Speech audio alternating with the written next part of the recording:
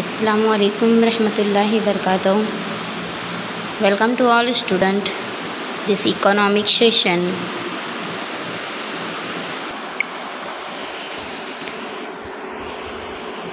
Chapter number 5 गरीबी।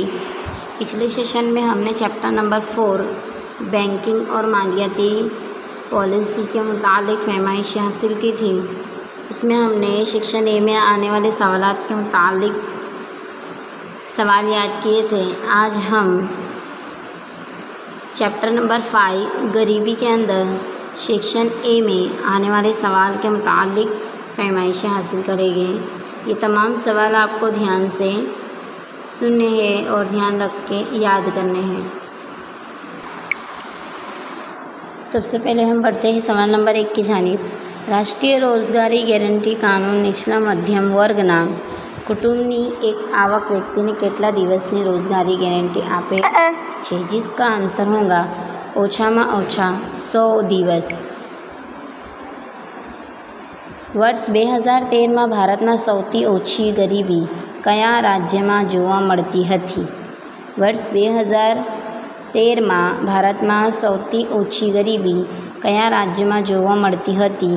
जिसका answer होगा गोवा।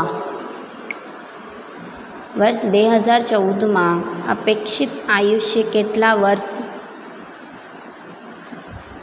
જતું?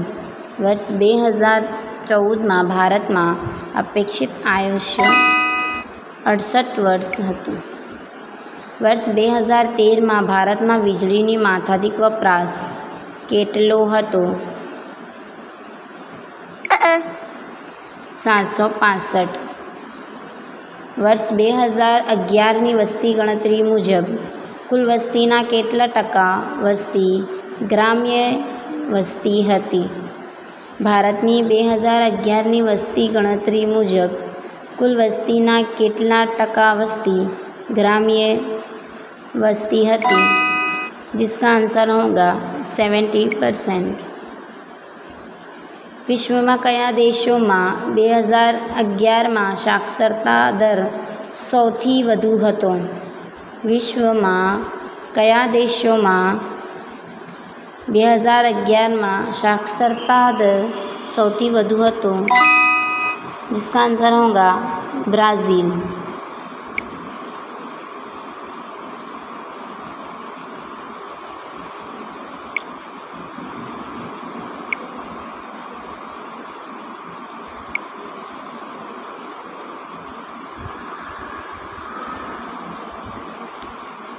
ભારતમાં વર્ષ 2014માં અને 16 સમયગાળામાં કુપોષિત વ્યક્તિનું ટકાવારી કેટલી હતી? जिसका आंसर होगा 15.2।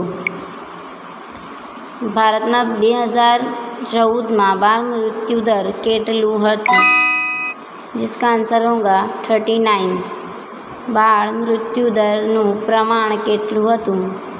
जिसका आंसर होगा 39। સાપેક્ષ ગરીબી શું દર્શાવે છે?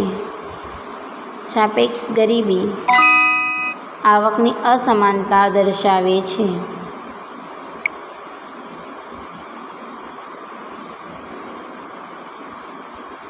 ભારતના 2014માં માથાદીઠ ઘરગથ્થુ વપરાશ ખર્ચ કેટલું હતું? जिसका आंसर होगा $725।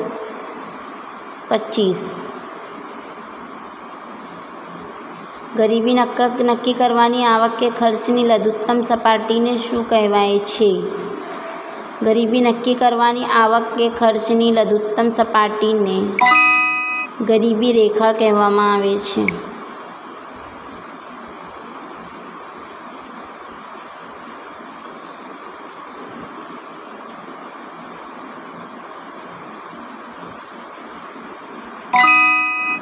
નીચેના પૈકી કયો નિર્દેશક ગરીબીનો નિર્દેશક નથી? जिसका आंसर होगा झड़पती વધતા ભાવ।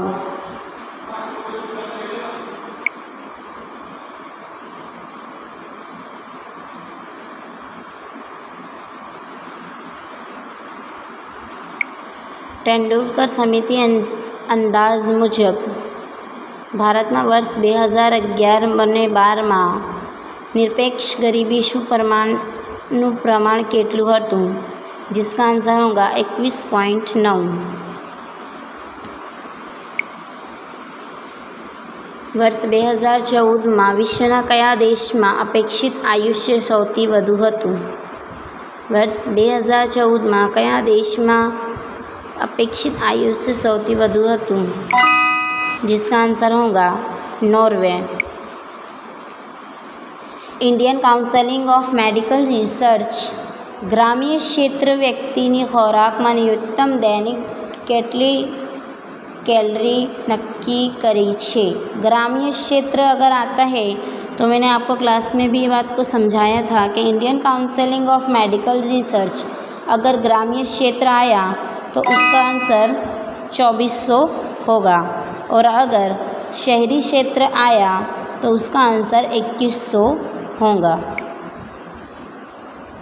आंतरराष्ट्रीय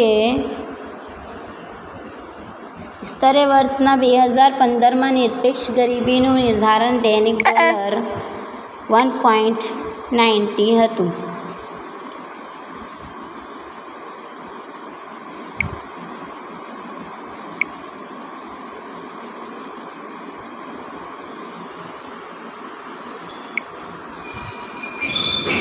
अपना अगला सवाल है, गरीबी एक एवी घटना है जिसका आंसर होगा सापेक्ष। उसके बाद Indian council of medical research द्वारा शहरी विस्तार में गरीबी रेखा माटे नक्की करेल दैनिक कैलोरी केटली हती? मैंने आपको बताई पहले कि ग्रामीण क्षेत्र आता है तो उसके अंदर हमारा आंसर होगा 2400, और अगर शहरी क्षेत्र आता है तो उसके अंदर आंसर होगा हमारा 2100।